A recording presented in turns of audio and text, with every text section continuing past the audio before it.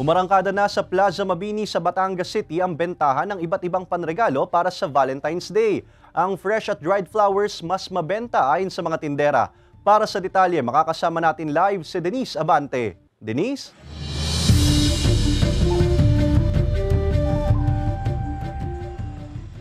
Ace, love is in the air dito sa Plaza Mabini sa Batangas City dahil sa kabi-kabilang mga tindahan ng iba't ibang mga panregalo para bukas sa selebrasyon ng Araw ng Mga Puso. Isang araw bago ang mismong araw ng mga puso, kabi-kabilaan na ang bentahan ng mga panregalo sa Valentine's Day. Hilera na ang pwesto ng mga negosyanteng ito sa gilid ng Plaza Mabini sa Batangas City. Para sa mga nagtitipid, afford ang 100 pesos na chocolates na ito na nasa 3 piraso na. Ang bear stuffed toy na may hugis puso nasa 100 to 150 pesos din, depende kung may kasamang tsokolate. Pero mas mabenta pa rin daw ang bouquet of flowers, mapa-fresh o dried man yan, ayon sa mga tindera. Ay kasi mga tao ay mahihilig sa bulaklak. Nung last year po kasi mabenta ang dried.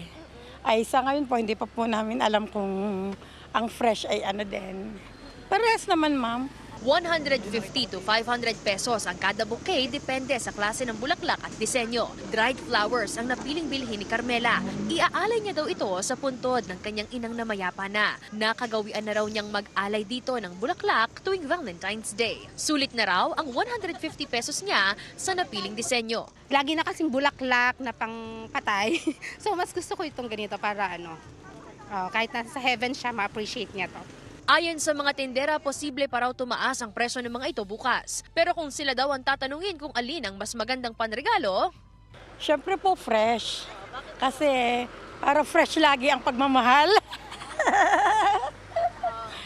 sabi sa atin kanina ng ilang mga tindera, posible raw na magtagal sila hanggang bukas ng gabi rito, depende yan sa mga mamimili.